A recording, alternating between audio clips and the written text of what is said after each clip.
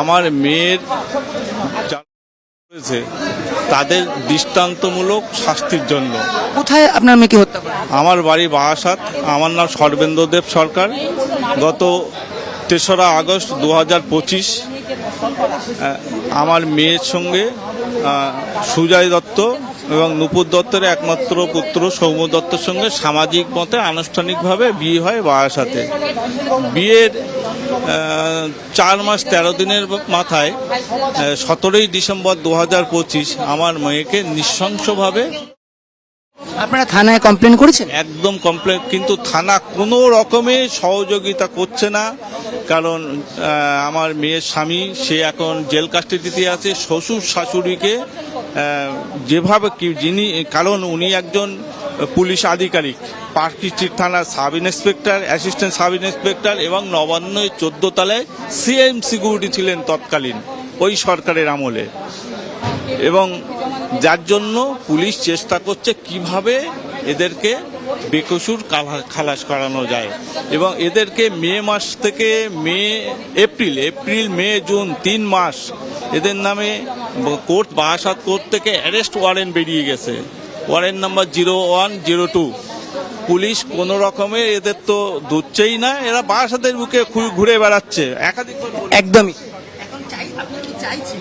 আমি চাইছি এখন আমার যেমন কোলটা খালি হয়েছে, আমার মেয়ে যেমন আমাকে মা বলে ডাকে না, ওদের দৃষ্টান্তমূলক শাস্তি চাই আমি। আমাদের কোনো সহযোগিতা করছে না। আমার তো শরীর ভালো না, আমার শরীর খুবই খারাপ। ওর বাবা থানায় যায় আর অপমানিত হয়ে সব সময় ফিরে আসে। পুলিশ কোনো মতেই আমাদের ফেভার করছে না, কারণ আমাদের তো অর্থ নেই, আমরা তো অর্থ দিতে পারছি না। ছেলের বাবার অনেক অর্থ আছে, দিয়েছে থানাকে হয়তো, হ্যাঁ উনি প্রচুর টাকা দিয়েছে হয়তো থানাতে, যার জন্য থানা ওদের ফেভারে আছে। ওই জন্য ওদেরকে সবসময় অপরাধীদের আড়াল করছে। আমরা সাধারণ মানুষ, আমাদের পয়সা নেই বলে আমরা বিচার পাচ্ছি না। মুখ্যমন্ত্রীকে কি বলবেন? মুখ্যমন্ত্রীকে বলবো যে আমার মেয়েকে যারা নৃশংসভাবে, তাদের যেন সে দৃষ্টান্তমূলক শাস্তি হয়, আর যেন আমার মতন অন্য মা যেন আর না কাঁদে। আমি যেমন মেয়েকে হারিয়ে কাঁদছি, অন্য মা যেন আমার মতো না কাঁদে। একদমই শ্রেয়সী, তুমি বুঝতেই পারছো, মেয়ের ছবি হাতে নিয়ে এখানে বাবা মা বসে রয়েছেন। তারা মুখ্যমন্ত্রীর সাথে কথা বলতে চাইছেন, মুখ্যমন্ত্রীর জন্য অপেক্ষা করছেন। আমি আরও মানুষের সাথে কথা বলবো, আর একজন মানুষের সাথে আমি কথা বলবো যিনি এখানে এসেছেন, যিনি একসময় ছাত্র ছিলেন। 2021 সালে তিনি ছাত্র ছিলেন, ফিজিওথেরাপির ছাত্র ছিলেন, এবং তারপর হোস্টেলের 7 তলা থেকে তিনি পড়ে যান, এবং তারপর থেকে কিন্তু তিনি এই হুইল চেয়ারেই রয়েছেন। তিনিও আজ এসেছেন এবং তিনিও কিন্তু মুখ্যমন্ত্রীর কাছে এসেছেন তার কিছু কথা বা তার জানাতে। আমরা তার সাথেও একবার কথা বলবো। আমি 2021 সালে আমি SSKM হসপিটালে হোস্টেল থেকে পড়ে যাই। আমি বিপিটি পাস করে, ব্যাচেলর অফ ফিজিওথেরাপি পাস করার পরে ইন্টার্নশিপ চলাকালীন হোস্টেলের একটা দুর্ঘটনাজনকভাবে হোস্টেলের 7 তলা থেকে বাথরুমের পাশ থেকে পড়ে যাই। তো সেখান থেকে আমি পুরোপুরি চলার ক্ষমতা হারিয়েছি স্পাইনাল কর্ড ইঞ্জুরির জন্য। তো আমি মাননীয় মুখ্যমন্ত্রীর কাছে এসেছি যে আগের সরকার তো আমাকে কোনো হেল্প করেনি, এমনকি হ্যান্ডিক্যাপ ভাতা যেটা সেটাও পাইনি আমি 2বার অ্যাপ্লাই করে। আপনি কি কোনোভাবে কোর্সটা কমপ্লিট করেছিলেন? কোর্স কমপ্লিট করে ইন্টার্নশিপ চলছিল আমার। কোর্স কমপ্লিট হওয়ার পরে সার্জারিতে আমার ইন্টার্নশিপ চলছিল। এবার তারপরে মানে কোনো রকম সুবিধা পাইনি, কমপ্লিশন সার্টিফিকেটও পাই, পরবর্তীকালে দেওয়া হয় কলেজ থেকে কমপ্লিশন সার্টিফিকেট। কিন্তু তারপরে কোনো চাকরি বাকরি আমার কিছু হয়নি। 5টা বছর আমি বাড়িতেই আছি, কোনো রকম কোনো চাকরি বাকরির সুবিধা পাইনি, এবং পরীক্ষাও তো সেরকমভাবে হয়নি যে পরীক্ষা দেবো আর কি। মুখ্যমন্ত্রীর কাছে একটাই যাবে, আমার ক্যাপাবিলিটি অনুযায়ী এবং মেরিট অনুযায়ী যদি কোনো একটা কাজ পাই, যাতে করে আমার নিজের ওষুধপত্রের খরচা এবং নিজের ফিজিওথেরাপি করতে হয় নিজেরই, সেগুলো তো আমি এখন মানে হিউজ একটা খরচা, মানে মাস গেলে ওভারঅল ধরতে গেলে 30-40 হাজার টাকা খরচা ফিজিওথেরাপি এবং মেডিসিন ধরলে।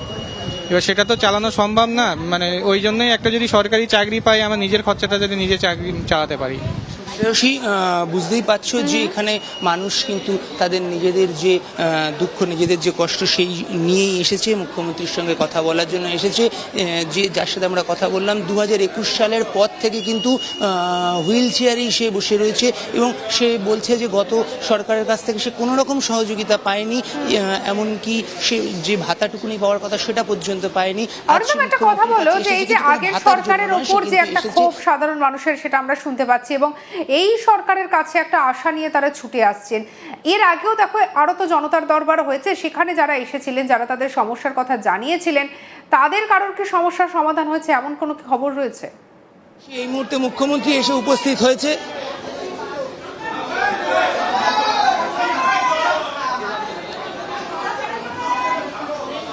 শ্রেয়সী, এই মুহূর্তে মুখ্যমন্ত্রী ঢুকছেন। আমি তোমাকে তোমার প্রশ্নের উত্তর অবশ্যই দিচ্ছি, কিন্তু এই মুহূর্তে মুখ্যমন্ত্রী ঢুকছেন, তুমি সেই চিত্র দেখতে পাচ্ছ। মুখ্যমন্ত্রী এই মুহূর্তে ঢুকলেন।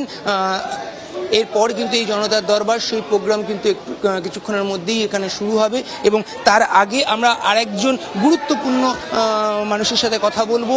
আমরা বরুণ বিশ্বাস, তার নাম সবাই জানি, যাকে হত্যা করা হয়েছিল, তার দাদা কিন্তু আজ এসছেন। আমরা একবার তার সাথে কথা বলে নেব।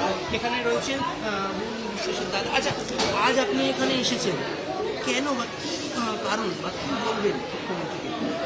দেখুন, বিগত 14 বছর মানে 2012 সালের 5ই জুলাই থেকে আজকে 2026 সালের 4ই জুলাই, মানে আগামী দিনটা হচ্ছে সেই কালো দিন।